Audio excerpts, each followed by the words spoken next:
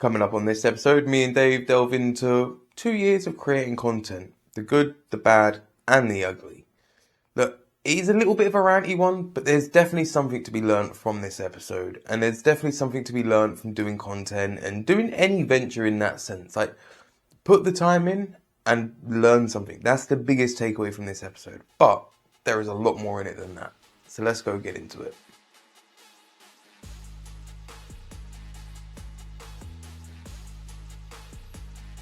What's going on, beautiful people? This is the Perspective Chasers podcast. I'm your host, John. And I'm wishing I was still in the Czech Republic. Yeah, you may not have realised, but he's been away for a bit, so that's the magic of content creation, which surprisingly touches on what we're going to talk about today. The pod is officially 2 years old. Yeah, boy. Time freaking flies. Yeah, mate, it don't stop, no? Don't stop till you get it up. But bro, I want to take this second to recap, because obviously you've been doing content for about 2 years now as well. Closing in on it now, yeah. I think I started a few months after you. I think it was within a month or two of myself. It might have been actually, because I think I was around September, wasn't I? Something like that. But bro, everybody has their ideas of what content creation is and this, that, and everything else. And I know firsthand, if I'd have known everything that it would have entailed to begin with, it would have been a lot harder to start. I've said it on the pod before, that kind of ignorance is bliss in that sense, and it does you a favour kind of not knowing how deep the water is before you're in it. But there has been a lot of things to learn along the way, a lot of different changes amongst myself and amongst how content's done in general, from freaking the tightening of rules and that to the different types of things that people are interested in. There's so much changes on a freaking day-to-day basis in the world. And it seems to go from, at least to me anyway, one polarizing extreme to the next. So to try to actually look back and be like, what actually have I friggin' learned? And to me, it's at least interesting. The first thing, I've tried so many times to just put stuff out, and you see so many videos, which I just class as entrapment these days, that say post X amount of videos a day, a week, a month, or whatever else, and you will achieve success. I can guarantee you, at least for my content, it might be speaking volumes for my content, but that ain't the case. The only thing that you are guaranteed to get is shadow ban. So learning how to actually work the algorithms and learn what people are looking for and what actually interests people. I still have a problem with clickbait. Clickbait just does my nutting, because anytime it catches me out, it's annoying. Yeah. So I don't want to kind of perpetuate that cycle. Yeah. But I don't know, man. What's been your biggest takeaway from the last 2 years of making golf content?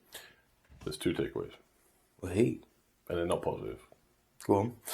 First one is, I wish I had been more general with my content straight off the bat. In what sense? Going down the golf route is too niche. There's too many people doing it. And my biggest selling point isn't my golf skill. It's me. It's my personality. It's the fact that I think I'm quite comedic. At least that's what people have told me anyways. So I should have been more general from the start. It should have been more lifestyle. It should have been more about what I do every day. It should have been fitness and golf and just random things, because they're the things that tend to work well for me. If I post a video of me playing a golf hole, no one cares. If I post something where I'm being a bit of a donut, it gets way more reactions. Just way more. And you got to remember, with content, you're playing a system that you don't understand. Yeah. People who have made it will tell you they understand. They don't. They just got lucky, and they somehow found something that works, and then they built a following out of it, and now they have the following. They're good. As long as you keep doing what your following likes, it doesn't matter. But it's easy to say that when you've got the following. It's way harder when you haven't got the following, because then you're just like everyone else. You're fighting for the same space. The second one is, if I tournament aside, because that is one thing I'm very, very proud of. But if I knew I'd be in this situation right now 2 years ago, I wouldn't have done it. Because on the whole, it feels like a waste of my time. Hear me out. I like making content. I like the fact that I've met some people through doing it, which is awesome. There's some people that I've actually played around with recently. Fantastic. I love the fact that I'm about to meet a whole bunch of different people, because my idea has become a whole day event. That's the great side of it. But that aside, meh, is what I'm left with. Meh. And I'm 31. I got things to do. And at the moment, the only thing that I really want is progress. This doesn't feel like progress to me anymore. This feels like I'm chasing shadows. And I'm very, very conscious of time and what I do with my time. And it just doesn't feel like a good use of my time. Now, I will keep doing it, but the only thing that has single-handedly saved it from my solo aspect is the tournament. If the tournament wasn't a thing, I'd probably throw in a towel. Because I need to keep moving. And like, I need things that are going to garner results. And I need things that are going to garner results quicker than this is. Unless I get some kind of lightning in the bottle, it's not going to happen anytime soon. I need to keep moving. You know what I mean?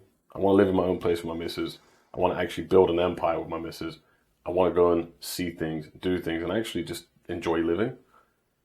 And constantly looking at numbers and trying to be like, can I get to a point where I can earn money from this? Isn't living. You know what I mean? I've made a couple of quid off of it because of things like Social Tip and stuff like that, where you can do a little bit of brand sponsorship within things, which is a great initiative for small creators because they do need a lifeline. They need some proof of concept. They need a way to actually be, they need a result that shows them that this is worthwhile doing. But I could not pack up my job and everything right now and go and do this full time because it would be a waste of my time. Yeah. It doesn't matter how hard I work on this. You still don't know. Yeah. You see my point? And it's a very, very negative thing to say, and I fully understand that, and I'm sure that you'll have things to say about it, and I'm sure people watching or listening will have something to say about that. Because it sounds like I'm basically saying don't chase your dream. I'm not saying don't chase your dreams. I'm saying be realistic about it. Because becoming a content creator was a good dream. But I have other dreams. And I'd rather go chase them. Because they're more realistic. You know what I mean? It's more realistic right now for me to say if I work hard enough and do the right things, I could go and get myself a house in the suburbs and have a beautiful life. Which would be dreamy for me. Because it'd be my slice of place. It'd be my slice of the world. Leave me alone. You know what I mean? I hear that, but there's... being a content creator sounds like a lovely dream, but it sounds just like that. A dream. Because dreams aren't often attainable. That's the thing about dreams. So the thing for me, like, if I was to try to do my own, like, version of your 2 points there, is, like, I think I spent the first year trying to prove if I actually wanted to do podcasting and everything else. And because of all the stuff I went through in that time, and I still prioritized getting the podcast done and everything else, it's definitely something I want to do. But like you're saying, that struggle with finding actual value on the back end of it. Like, bro, I love having conversations with people, and like, the thing is, not everybody wants to be on camera and not everybody's into podcasting or whatever else. But I can sit there and I can have hours and hours long conversation with people about various things. That side of things, I freaking love. But the stuff where you have to pay the piper in a sense, or like sell yourself short and use clickbait or whatever else just to get people in the door, that's what I don't like. And like, I've listened to a lot of other podcasts that go into like the ins and outs of like content creation and how, like, when you realize that most platforms have millions of videos uploaded every single day, like I say, I've struggled with that thing of over uploading and getting shadow banned, and then under uploading and not getting enough views to friggin'. So it's such a fine middle ground. And then even these days, like, I use AI and all of that stuff to help kind of button things up. And I think the end product I produce is better than when I started, for damn sure. Like, even the like monotonality of my voice and everything else, I think that's kind of long gone. And it's far more animated in that. But neither one of us had a massive social media presence when we started this. So it's not like we've got a tribe of people that we can call on and say, hey, look, go friggin' over there and that. And more often than not, even if people friggin', you do have that network of people there, a lot of them won't bite to do that. Like, again, I think I mentioned this before on the pod about like, there was a thing from Elon before about people having baby showers, but not business showers. I don't know whether it's just the UK or just the people in our circles or my circle or whatever else, but the willingness to help out other people and kind of build somebody else's empire, because it kind of gets to that game of, oh, I don't want you to get too far ahead of me kind of thing. Like, there's another thing where it's like, you don't want to buy the cheapest house on the most expensive street. You want to buy the most expensive house on the cheapest street.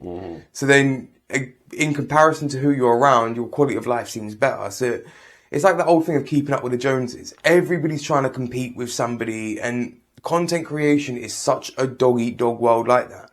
For all of the people that are trying to put out decent, wholesome content that is actually going to benefit people, this and that, there's probably 1,000 others that are just trying to create something that's going to entertain you for a couple of seconds just so they can make some money off of it, and then they're going to go put their feet up in somewhere else.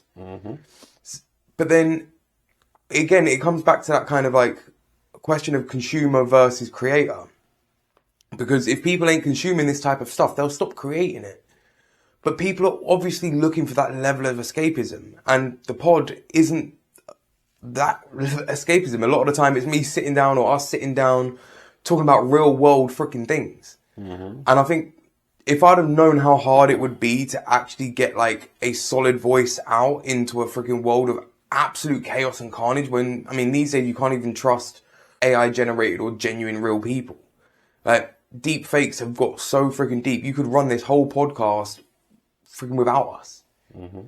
So then, but then I enjoy talking to people so much. And the idea of having random conversations about this, that, and everything else still excites me, even 2 years in. So I really don't want to give it up. But then life and everything else is like, you're not making no money off of it. It's taking up your time. It's taking up your energy, your effort, brain power, the little that we have. But there's so many instances where it's like almost like that problem of stand-up comedy or whatever else. Everybody seems to think they could be a comedian or whatever else because their mates might find them a little bit funny or whatever. But can you do an hour long on stage, this, that, and everything else? For 99.9% of people, that's going to be a big fat no. 100%. So like everybody thinks they can be a podcaster and have a decent conversation, but then who's gonna determine that conversation is decent? Like we've had conversations on this very pod where we're like, damn, that was a good chat. It's done us both some good, but it seems to go absolutely nowhere. Yeah, I mean, this is the thing. I think I'm at a point now where I have ideas in my head and things that I want to do. But I ask one really, really simple question before I ask any others, which is, what is the point of it? Because if I can't answer that, it's probably not really worth doing. And the content creation side escapes just about. Oh. And again, a large part of that is because I have been able to leverage that into something. Something that I still don't get any money from, don't get me wrong. But it's still something that's cool, which is a tournament. You know, I've got about 60-something people who are literally in the process of confirming their places right now. That's fantastic. But that's pretty much the one thing that gets it the buy at the moment. I haven't really uploaded properly in 3 weeks, maybe close to a month at this point. Because I've just been busy doing other things, to be honest. So I don't prioritize it. And I don't see me doing that anytime soon. I'll keep it moving. But I don't know if I'll prioritize it. Because I'd rather use like that tournament to build something. And I don't necessarily think it's for me to build my social media presence. I think it's for me to build other things. Whether that's just genuine friendships or genuinely just building partnerships to go play golf with. That's a win. But they could also be people who could benefit with using my services as a trainer. You know, it could be things like that. Like, that's a database of people. Not to be crass. Like, I'm sure they're all going to be decent human beings and I'm going to have a great time meeting them all. But there's still a database of people that I can build off of. And the thing for me is connecting dots now. And I said this a long time ago to you, and you kind of batted it away in almost disgust. But Sounds like me. I see the social media side as a bridge to something. I don't see it as the destination. Definitely for how I see it as you the use it. path to the destination. Because somewhere in there is my answer to what I want. And the other thing I find as well, right, and I had this conversation with my missus a couple of days ago. I am a content creator. But I see social media as a problem, not a solution. In general. I find social media is a massive invasion of my privacy. And quite frankly, it pisses me off.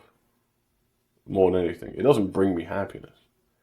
It normally brings me frustration. It normally makes me feel guilty about things. It normally makes me feel like I should be trying to do things that it's not really giving me an answer to. Like, think of and the other thing that annoys me as well, right, is there's people out there like yourself, like myself, like the people in my circle with the golf stuff, who are actually just trying to make good content. They're just trying to keep it moving and do their thing, right?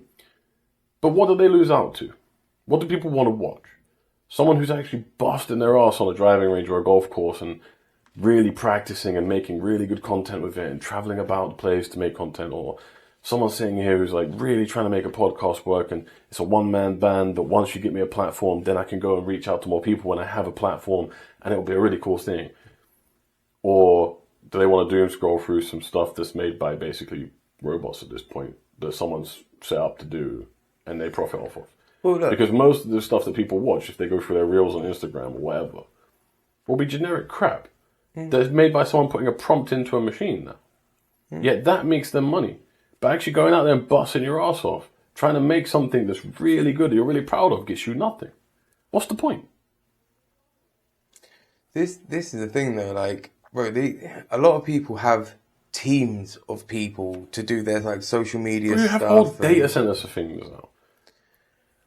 But then, it is one of those ones where I definitely was ignorant when I started this, and probably still am ignorant to like how big the pool is now and all of that. But like, it still fascinates me to know the types of conversations that I could have and the like people's brains I could pick and this, that, and everything else. Like, bro, I like podcasting even just as a consumer myself. I like to hear a good conversation.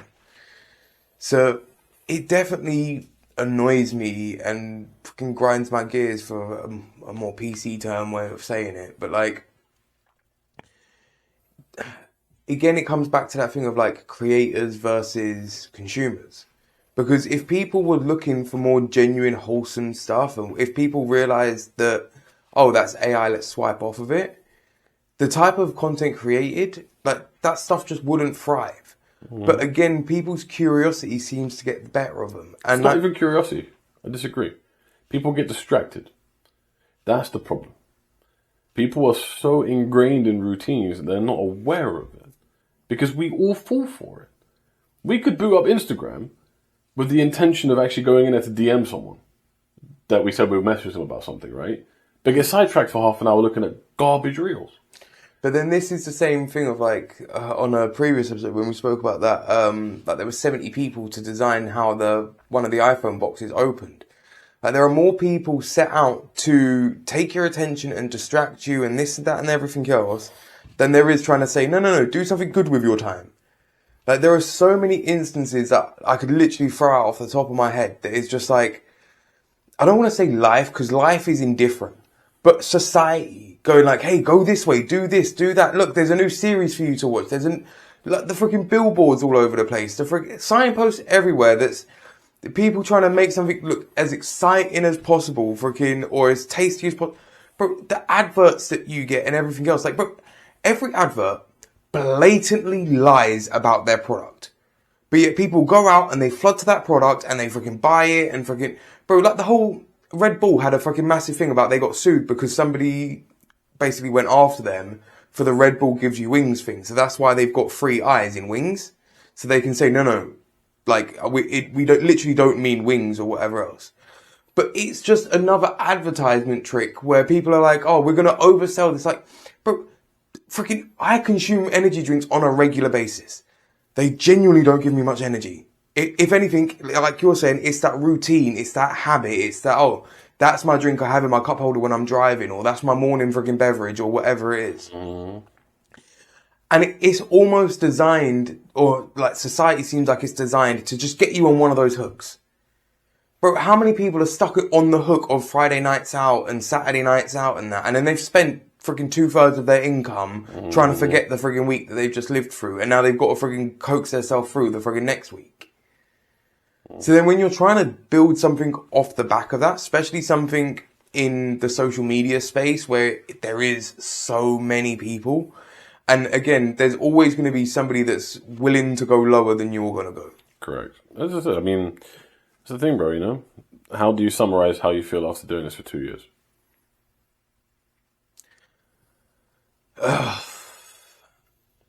I think I'm in that weird stage where it's like, I kind of feel like I'm in too deep to turn back. Like I feel like I've reached that point of no return.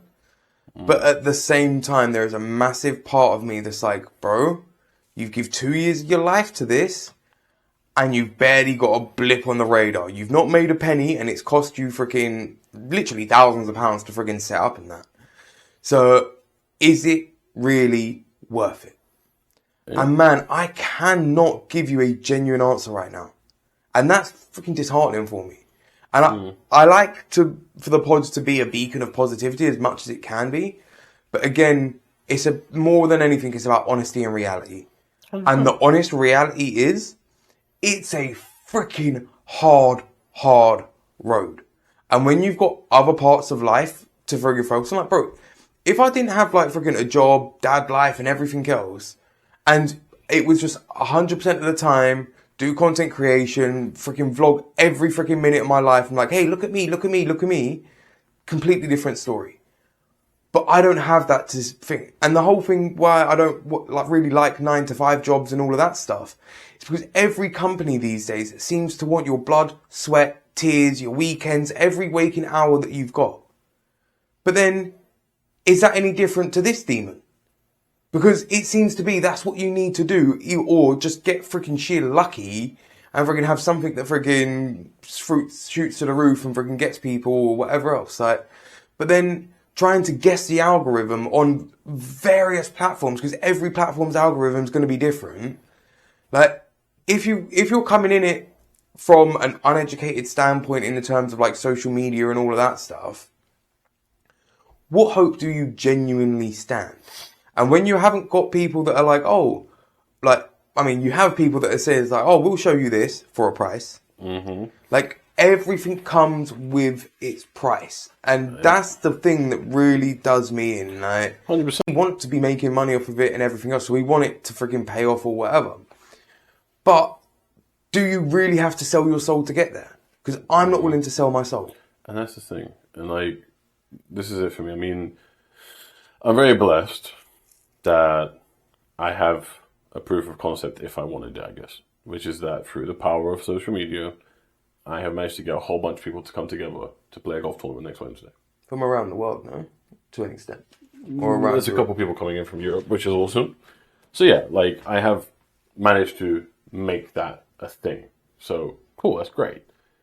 But it almost reaffirms my position of why am I out here worrying about numbers and metrics and how often I can post and how often I can get out here and how good I can make things when it's just people. You just need people. And I feel more inspired to go old school routes now than I do to go through new school routes. I just genuinely believe that, or at least more of a hybrid way. Like, the internet has never been more powerful. Never been more powerful than it is today. Right? Yeah. We have everything at the click of a finger. The answers to your questions. Now we have AI that is becoming stupidly intelligent. Bro, I was literally playing with ChatGPT the other night, and it literally planned a holiday for me. Without much prompting. And now I know that sounds like a very, man, what's the point here? But it is becoming so powerful that with a few prompts, you have a plan. Now, if you're someone like me who can sometimes really struggle to think or struggle to get things on paper, that excuse is becoming nullified. Because I used it for other plans as well, about how I could get ahead and how I can do certain things. And again, by putting in a few key metrics about me as a person and what I've achieved in life, it went, hey, cool, we can cook with that. And it throws stuff at you and you go, oh, I can actually start to see things. So the question I find myself with at the moment is, do I want to use the internet so that I can try and increase my social media following and chase a dream? Or do I want to use it to actually work on a dream? Because they're two very different questions. One is chasing something that you don't even know if it's there or not. And one is actively stepping forward towards something that you want. And that's where I'm at. And it's feeling less and less like a crossroad every day. And it's feeling more and more like I know which path I'm about to go down. And I can tell you it's the latter. Because I will still do social media stuff, 100%. But it will be far more general. And it will be me. It's not going to be any of this, come and play this hole with me. It's going in the bin. It's going in the bin. I'm not recording full course like rounds anymore. You can get in the bin. I'll record things here and there that I think are going to be good. But I'll just record whenever I think is going to be good. And that will apply to whenever I want. And it's going to be a little bit more raw and a bit more basic and a little less fancy, but a lot more me. Because that's all I care about. If you like what I put out there because you're like, hey, this guy's funny or whatever, jump on board, man. Because I want to use that as my path. Not because I want 10 million subs, because that's what's going to get me... No. I just want a base that grows as it grows so that I can use it to push my services out into the world and I can start to build my way through. Because I think using a hybrid of things like AI and search engines, all that stuff, and old-fashioned things like books, I think you start to find your answers. And I think you can start to carve your way through and you can find something that works for you. So I think there's a lot of important kind of gems within what you said, but like the main one to me is that there's this question where it's like, this may be a little bit out of your wheelhouse, not to throw you under the bus, but like in terms of like power tools, right? If you've got a concrete drill that is a friggin' 24 volt friggin' machine or whatever else, you won't use that to put up friggin' screws in a friggin' shelf or whatever else. Like, You'd use a goddamn handheld, you know what I mean? Like, but then is the internet and AI getting to that point where it's an overpowered tool for the job in a lot of instances? Like you said, like friggin', you can use it as a friggin' holiday planner. You can use it as a friggin' back and forth to friggin' brainstorm, a friggin' life coach, or this, that, or whatever else. And it's not to say that it's a perfect system, but there's so much of it that is leaning that way where it's like, it's getting more and more powerful, more and more capable of things. Like, bro, I've been using AI for ages. And even in terms of like image prompts and things like that, it's got so much better at generating images. And so there used to be a thing with, when they generated hands or in like pictures or videos, sometimes they'd generate them with 6 fingers and things like that. Like things would just beat off. A lot of that has quickly gone away. And it's kind of eating up that road of the kind of difference between AI intelligence and freaking human intelligence. So I don't know, like, is it going to get to the point, it probably is going to get to the point where it's literally capable of far more than what most people know what to do with it. So like AI even now can build you a basic business plan and tell you how to execute it and this, that and everything else. But how many people is that going to throw into freaking too deeper waters too fast? So like on this journey, we've both kind of slowly learned some kind of the harder lessons and everything else. And to just kind of drop one that I thought about a minute ago to actually put some actual advice into this episode. I think you're far better off to doing short form videos in terms of like time and exposure than long form videos. Yep. And that's one of the big problems that like we have on the pod is it's long form going down into short form. So it's hard or harder to make specific clips. Whereas if you see something, you're like, oh, cool, I want to talk for 2 minutes on this or 30 seconds on this would be even better for your retention rates. But to have somebody not click off of a complete freaking stranger for 30 minutes to an hour or more is very unlikely. Freaking fly in the studio. But to have somebody that's like, oh, I'm going to give this guy a chance for 30 seconds to see if he says something decent or say something like hook worthy that's going to last that 30 seconds, you stand far more of a chance. But doing the longer form stuff, like you were saying, like play a full round of golf with me, is going to be a lot harder than, hey, watch me do some dumb shit. Exactly. So the type of content really changes, and I think we both come at it from different angles. You was doing more short form, I was doing more long form. And I think the numbers speak for themselves, especially on TikTok anyway. You've got more followers than I have, by like tenfold. So, well, yeah, I mean, with respect, I've got more on Instagram as well. Yeah. But, and YouTube, but you know, just put it out. I was going to give you the middle finger, but I don't want to have to blow my own hand. But even still, like, I think that is been an experiment in itself, and we can literally say, like, look, one of us is focused on long form and one of us is focused on short form, and here are the results of it. So, bro, but then I wouldn't turn around and do it any other way. Like, my stubbornness says eventually my way will pay off, and okay, cool, it might be 2 years in now and nothing's come from it, but what if year 3 is the year that it actually takes off? Like that image of the friggin' the rabbit that's digging and stops just before he gets a giant carrot or whatever else. Like, I don't want to be that guy that's like, I was so close. Or like, I was having a conversation yesterday about these people that live fairly miserable lives, but then they end up, after they die, becoming freaking world famous, and they don't actually ever benefit off of what they've done. Like, artists are famous for this. Do you know what I mean? Is it Picasso that friggin' didn't sell a single painting in his lifetime, and then after he died, basically become friggin' a famous artist? So he never realised the wealth of all of his art. Somebody else got to benefit off of that. Like, look at the musicians that are dead now that they can freaking still remake freaking movies of, or freaking make music from their freaking old albums or their unreleased songs or whatever else. Like, there's so many people like that throughout history that, well, what's better?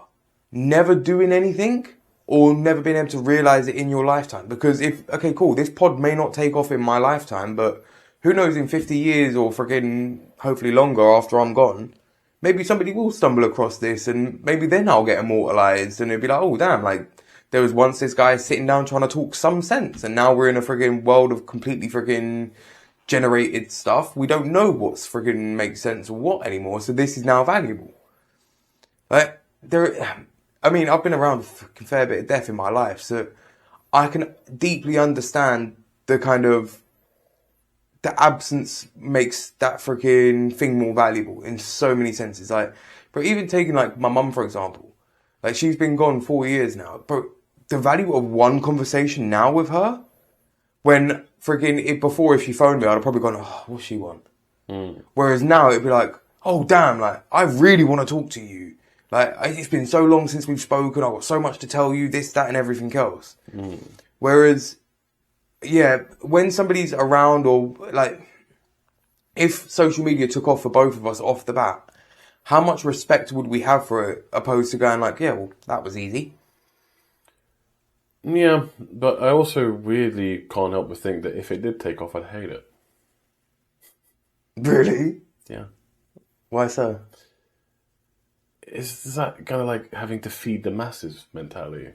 Yeah, I can't stand when you see that. I think that would grind on me after a while. You know, there was a point where I was just like, oh, traveling around doing this would be really cool. But now I'm like, do I want that? No, I don't. I don't want that. I just want to chill. Like, for the most part, I want to be left alone. Going place to place and then meeting new people and like new places, learning new golf courses, all that kind of stuff. I'd probably just be like, you know what, this ain't my bag. Here's a question that's probably a little bit out there or whatever, especially a little bit off topic. Would you be here for friggin' universal basic income? Where you're literally just paid a livable wage, not luxury, but livable. You don't have to go to work no more. You maybe get a small house or whatever else. And again, enough to accommodate you, but nothing lavish. But you don't have to go sell your time. Like, all of your time is your own. Say AI overlord took over, and that is it. You just get a frigging couple of grand check in the mail every month, and you don't have to go to work. I mean, no, because it just doesn't make sense, quite frankly. It just doesn't sound possible. Bro, it don't make sense, but part of me is very curious to it. Also, Simply I just because, think that people would just end up quite bored with yeah. zero purpose. But bro, I think bored's better than distracted. Because right now, everybody is distracted by this, that, and everything else. Myself included. I get that, but what would your purpose be? You would just be literally waiting for death. No, that's from the outside looking in. That's me being the inside out there, bro. No. If I was just being paid a couple grand a month and like I can't work, okay, what the hell am I meant to do? Live? Yeah, that's a good point. Bro, go for a walk, go fishing, freaking look after your freaking dogs. Do you know what I mean? Like, I'll be raising my daughter, freaking making the house a home. Do you know what I mean? Like, there are so many things. Like, bro, we're not born to freaking work. Like, so if we actually had like an AI overlord that's like, hey, you don't have to do the hustle and bustle and grind no more. Okay, yeah, cool. So many people do define themselves by their jobs and everything else, and there'll be a massive identity crisis or whatever else. But really and truly, I don't know if that's the worst thing that mankind could go through or humankind could go through. Because sometimes we need that. Sometimes you need to be bored for a good idea to freaking hit you. Sometimes you need that silence and everything else. And we've said it before on the pod, like, a lot of us just get thrown into friggin' adult life and the hustle and bustle of friggin' the world and everything else. So to actually have some time to sit down and think like, all right, cool. You don't have to work for 6 months, a year, or the foreseeable future. So what do you want to do in your life? Do you want to learn to paint? Do you want to learn an instrument? Do you want to learn to build? Maybe even though you're not getting paid, you still want to be a craftsman. There are still people that love working on cars and freaking doing some carpentry or whatever else. Some people find so much value in doing their gardening. How many people have allotments and all of that, and they grow a little bit of food, and that to them is satisfying. But not everybody needs to friggin' go to work and to feel a sense of purpose. That's just the mainstream or the most spoken about. Fair point. So now if you actually had the time to be like, hey, do you want to try some fishing? Do you want to learn how to sail a boat? Do you want to build a boat? Like, but I would love to friggin' be able to take the time to friggin' build a boat or build something with my own hands that is of a substantial size where it's like, I'd done that. Because you don't have that time. And that, I think, is such a massive brag these days, is to say, I've got time to waste. Because nobody has time, especially living in London. Everybody's freaking hustle and bustle. Trains come for every freaking 3 minutes and people are cramming in them like sardines. Like, to say that, no, I can wait for a couple trains just so I can actually sit down. That's a luxury these days. It's only 15, 20 minutes of your time. And you'd have a far more comfortable journey. But life is so hustle and bustle. It's, oh no, I need to get to work. Oh, I need to get home. Oh, I need to get to here. I need to get to there. Like, everybody is rush, rush, rush. So to actually take that time out and be like, actually, no. Like, maybe I do just want to sit under a tree for a little while. Like, bro, friggin', was it Newton that friggin' had the apple fall on his head? I always get friggin' confused with names. God knows. But anyway, if he didn't have the time to sit under that tree and an apple to fall on top of his head, would he have come up with the idea of gravity? No, most likely not. But that took time for him to be able to sit down and read a book under a tree or just sit under a tree for that apple to fall and then for him to have that thought. So unless we have that time to do nothing, to be bored, to actually freaking get out of the hustle and bustle cycle, off the hamster wheel that is society, do we have time for a genuine conscious thought? Like, bro, I've spent so much of my life doing what I have to do. I genuinely don't know what I want to do. Like, I tell myself I want to do the pod and I want to be a father and that would freaking make me complete. But if I'd done that, okay, what then? Then I want companionship and then, maybe I want to see the world a bit and travel out, and the wants are always going to accumulate and this, that and everything else. But while you're sitting there going, I have to, it just drowns it out with the white noise of freaking life. True. How many people are freaking so freaking obsessed with car payments, mortgage payments, freaking this bill, that bill, or whatever, that they can't see a time where they can stop and take some time out. But so many people work jobs where they're unhappy freaking 50 weeks of the year and then they have 2 weeks out of the year where they're on holiday and they're like, this is worth it. Really? Having over 95% of your life be miserable is worth a couple of percent good. To me, that is a damn butchered equation. True. I would rather friggin' the other way round. freaking whatever percent decent, or at least like, oh, I'm happy with it. And then freaking 2 weeks of like, oh yeah, it's really bad. That's fair. That's fair. Like, bro, there are so many ways to live.